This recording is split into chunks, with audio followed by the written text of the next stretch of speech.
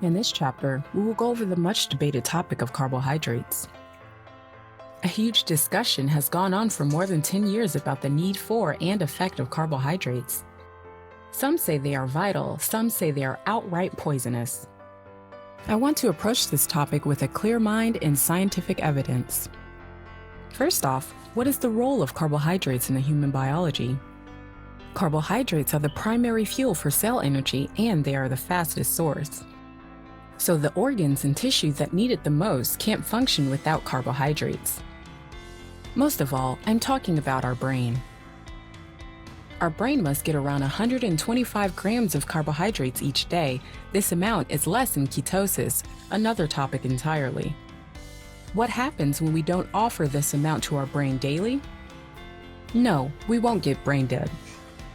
Instead, our liver starts to break down glycogen storage, which is around 400 through 700 grams of stored glucose in our liver and muscles, and use this. But what happens if those storages are depleted? Our brain still won't suffer. Instead, our smart biology starts to turn our body's protein into glucose.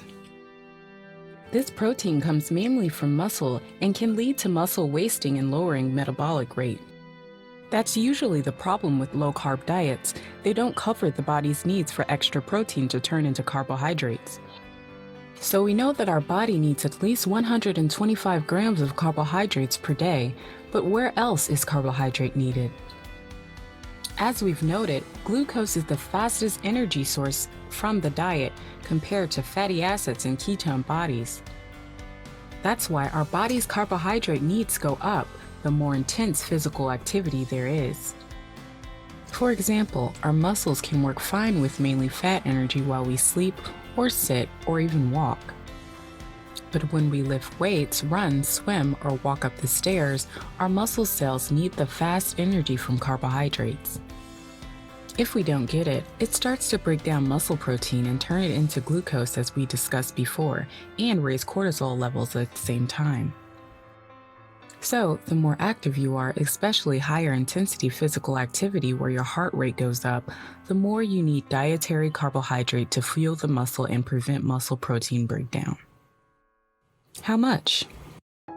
It is quite hard to give you exact numbers as our metabolism and physical activity levels differ much from person to person.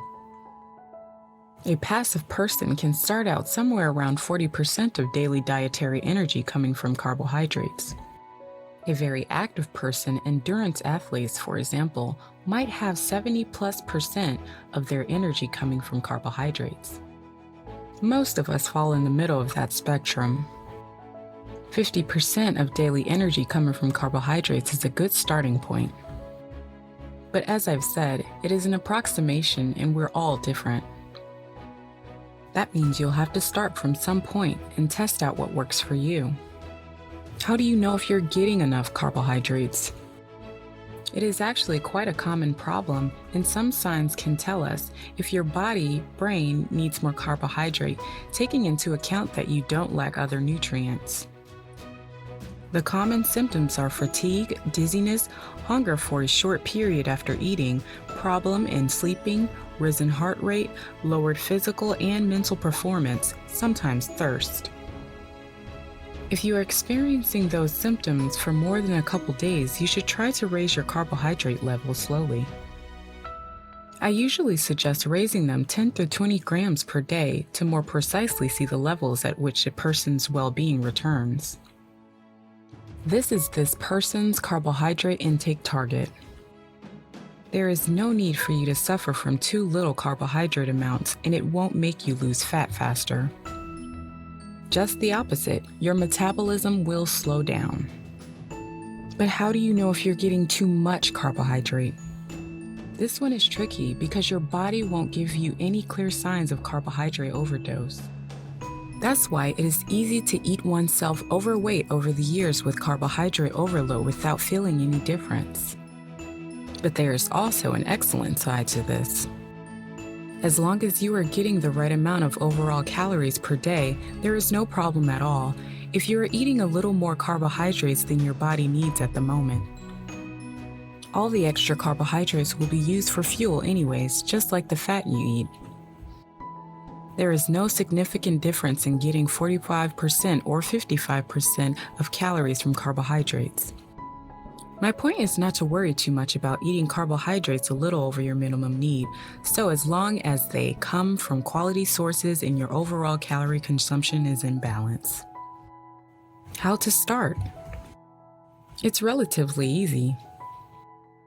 The first step is to dump from your diet everything you don't necessarily need, isn't natural, or doesn't add health benefits. What is left after that is often good enough. After that, it is time to add some good carbohydrate sources to your diet.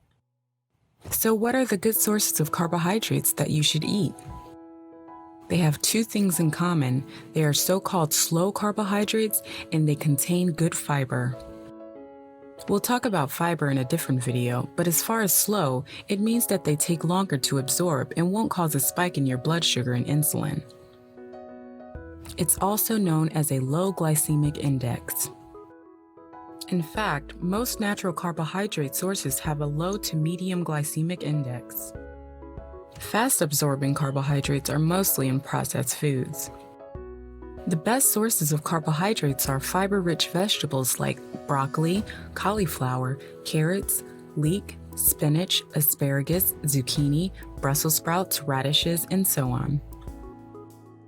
Be aware of high-carbohydrate vegetables like potatoes. They aren't restricted, but they don't have as much good stuff for all the carbohydrates they contain. How many vegetables a day? Aim for at least 500 grams or 18 ounces. The more the better. Don't worry, no one in history has eaten himself fat from broccoli.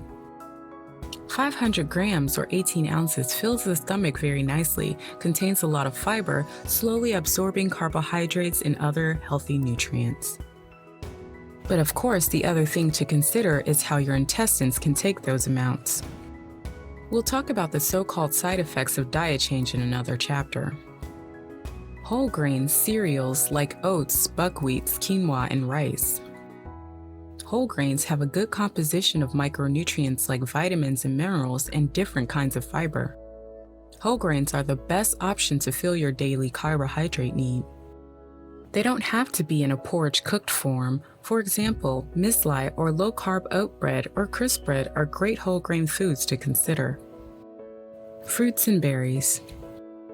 Fruits and berries contain amazing micronutrients and health-promoting flavonoids and antioxidants that you can't get anywhere else. In general, they have the highest glycemic index of natural carbohydrate sources. That's why they fit perfectly as a pre- or after-workout meals or as breakfast after a fast. So to sum up this topic, there is no need or sense in restricting carbohydrate consumption too much. It might cause more harm than good. You should aim to get the minimum needed amount of carbohydrates from the best sources. Usually it is at least 40% of all calories. But we are all different with different needs. If you don't feel good or are more physically active, raise your carbohydrate levels depending on your physical activity levels.